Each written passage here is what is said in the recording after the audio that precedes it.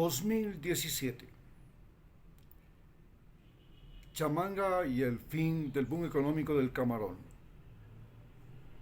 Antonella caminaba por las calles de Chamanga pensando en el mal momento que vivió su madre, la doctora Verónica, una psicóloga de adolescentes nacida en Esmeraldas y que vivió en esta provincia hasta 1986. Chamanga era ahora muy diferente al Chamanga de 1988, cuando su padre vino en busca de su madre. Entonces era un médico que trabajaba en una investigación sobre malaria con la Universidad de Heidelberg en el Museo de Historia de la Medicina.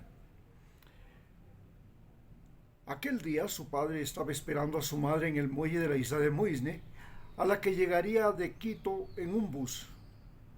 Su madre pensó que su padre la esperaba en el relleno frente al Muisne, donde llegan los buses. Al no verlo, se embarcó en una lancha que iba para Chamanga y llegó a esta parroquia en horas de la noche. Tras verse acosada por pescadores borrachos, preguntó por el doctor Maximiliano, su esposo, que estaba trabajando con los investigadores de malaria. Esto detuvo a los pescadores borrachos, a quienes el día anterior el doctor Max había sacado muestras de sangre para ver si eran o no portadores sanos de malaria. No están los médicos, le contestó uno de los pescadores. Ellos se fueron ayer. Entonces empezó a caminar por las calles de Chamanga buscando un lugar para dormir. Preguntó a una señora si le podía alojar, pero la mujer le dijo que más adelante podía encontrar hoteles. Efectivamente encontró un hotel de 2 pisos de caña y zinc frente a la cantina. Entró en una habitación que dejaba pasar la luz de una habitación continua. Las paredes de caña picada no cubrían todo. De inmediato apagó la luz de su cuarto para que no notaran su presencia. Al frente, los pescadores y campesinos llegaban a pie y a caballo. A los caballos los amarraban en unas tranqueras frente a la cantina. Los pescadores entraban en grupos. Durante todas las noches lo vio bailar y beber hasta el amanecer. Las prostitutas estaban al acecho de los clientes de la cantina. Pedían bebidas antes de ponerse a bailar y en el baile se dejaban manosear. Durante toda la noche no durmió. Con las primeras luces del sol tomó su maleta y llegó al muelle. Se embarcó en una lancha hasta Sálima, donde esperaba encontrar a su esposo.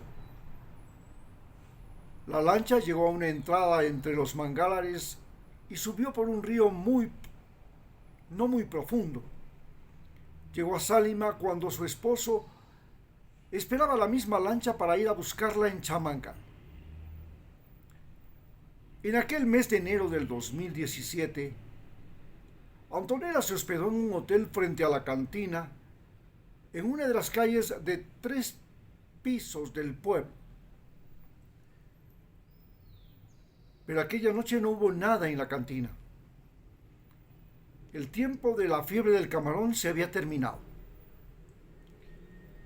El fin de aquella locura fue por etapas y tenía que ver con los meses en que llegaba la corriente fría de Humboldt, es decir, de junio a diciembre, o con la llegada del fenómeno de la Niña. En cambio, la bonanza, los buenos tiempos para el camarón tenían relación con la corriente del Niño, que iba de diciembre a junio, o con los fenómenos del Niño. En 1985, cuando llegó el fenómeno de la Niña, durante el gobierno del arquitecto Sixto Durán Ballén, el gobierno de Sixto Durán Ballén, a más de la llegada de la Niña, con una gran sequía que afectó a la población y a la generación de energía eléctrica, el gobierno enfrentó la guerra del CENEPA contra el Perú, entonces gobernado por Alberto Fujimori. Este gobierno de Sixto tuvo que soportar la peor sequía de la década. La sequía fue tan severa que la central hidroeléctrica Paute se paralizó. Esto obligó a que las industrias compren motores, entre ellas las expresas exportadoras de flores, las empacadoras de camarón y pescado, todas aquellas que necesitaban refrigeración. Esto encareció el camarón ecuatoriano que ya competía con el camarón del sudeste asiático.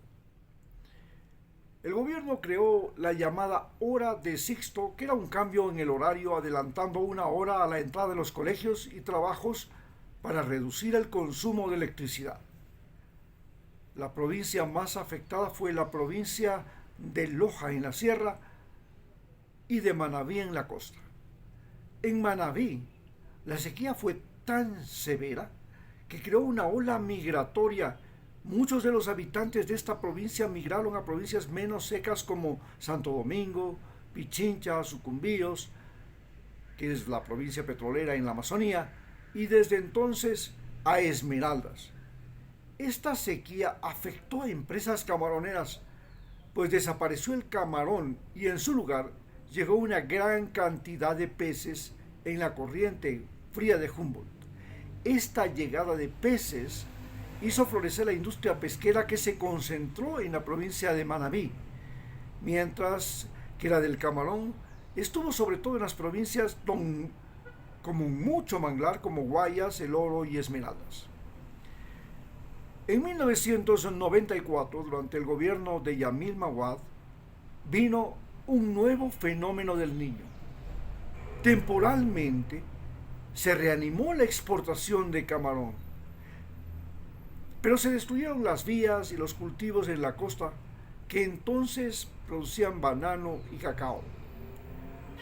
Los banqueros, que gracias a la Constitución de 1997 podían hacerse autopréstamos, invirtieron ese dinero que recolectaban en sus bancos para financiar nuevas camaroneras, pero además compraban dólares en la calle y los sacaban a sus filiales en paraísos fiscales. Cuando el dólar subía de precio, lo volvían a traer al país y lo vendían. Esta operación la repitieron gracias a que ofrecían pago de altísimos intereses a los que ponían dinero en los bancos. La gente estaba loca. Vendían sus propiedades para depositar el dinero en los bancos.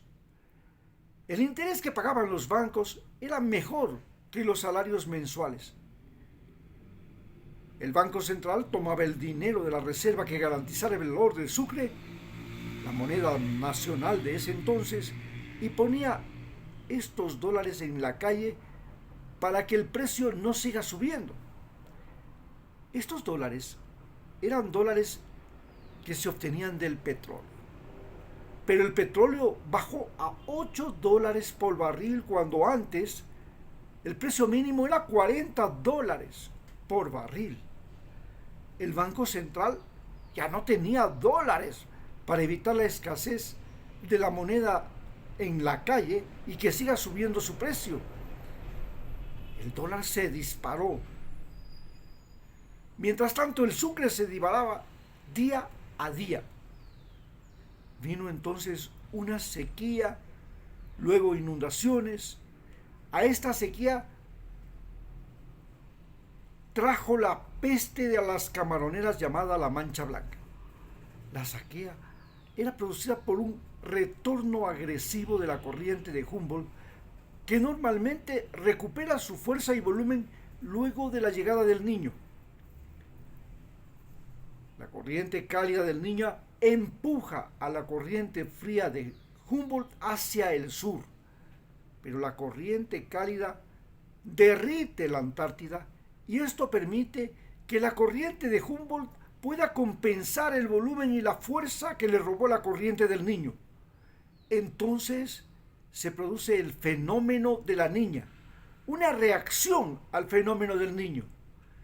El fenómeno de la Niña trae consigo muchos peces, pero una terrible sequía y el agua fría en el mar. Desaparecen las nubes, las lluvias y también los camarones y langostinos que ya no tienen el alimento que viene en los ríos cuando llegan las lluvias y necesitan también agua dulce mezclada con el agua del mar para multiplicarse. Miles de familias que migraron a la playa en el borde costero. Se estima que fueron 120,000 para capturar las larvas de camarón y los centenares de guardias de las camaroneras. Los habitantes de los pueblos donde se hacían charcas para las larvas capturadas se quedaron sin trabajo y sin ingresos. El problema para los larveros se complicó en 1998, cuando se descubrió que la larva silvestre del mar era la portadora del virus de la mancha blanca, la peste que devastó las camaroneras. Los dueños de las camaroneras reemplazaron las larvas silvestres por larvas de laboratorio, lo que dejó sin trabajo a miles de larveros, a los que tenían esas charcas y esos canales en los pueblos, y a los pescadores de las hembras ovadas de camarón. La gran quiebra de la industria camaronera afectó también a los bancos, que tenían muchos préstamos en la floreciente industria. Esta peste del camarón fue otro de los factores que aceleró la llamada crisis bancaria, originada por un feriado bancario durante el gobierno de Yamil Maguad. El feriado bancario se produjo porque la gente quería sacar su dinero de los bancos para comprar dólares, porque el sucre se devaluaba día a día. Para evitar esto, el gobierno declaró que los bancos no trabajarían unos días y luego que la gente no podía sacar más que una parte de sus ahorros. Finalmente los banqueros fugaron del país y los bancos se declararon en quiebra. La gente vio cómo su dinero, sus ahorros, desaparecieron de la noche al día siguiente. Miles estaban en la calle. No podían pagar los servicios básicos, comprar alimentos o medicinas, pagar el estudio de sus hijos, las deudas. Muchos habían vendido sus propiedades para recibir altos ingresos de los bancos. Esto determinó la caída del gobierno de Yamil Maguad y al mismo tiempo significó el colapso de la industria camaronera. Entonces, centenares de miles de ecuatorianos emigraron a España, a Italia, a Estados Unidos. Esto dio origen al tráfico humano.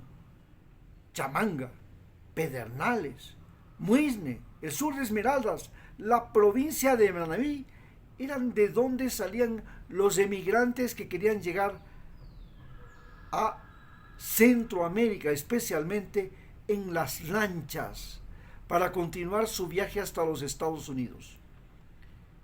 Se crearon rutas y caravanas migratorias. El nuevo negocio de los pescadores entonces fue llevar personas a Centroamérica. Al convertirse en expertos navegantes de lancha a motor hasta Centroamérica o en barcos pesqueros, pronto descubrieron que junto con los emigrantes podían llevar cocaína y se convirtieron en narcotraficantes. Los guardias de las camaroneras, como tenían armas, se convirtieron en carteles de la droga, como el cartel de los choneros, que nació precisamente en el lugar donde más camaroneras había en la provincia de Manabí. Anto se dio cuenta que los bares y cantinas de Chamanga ya no eran tan frecuentados por pescadores, sino por gente que estaba bien vestida, que tenían lujosos vehículos parqueados en las calles del pueblo. Aquellos individuos ahora construían casas de cemento mejores que las que el gobierno de Correa había construido luego de la devastación que produjo el fenómeno del terremoto de Pedernales del 16 de abril del 2016. El terremoto y el fin del boom del camarón crearon una gran migración de nativos y trajeron a los narcos. Muchas gracias, continúen escuchándolo en nuestro siguiente capítulo.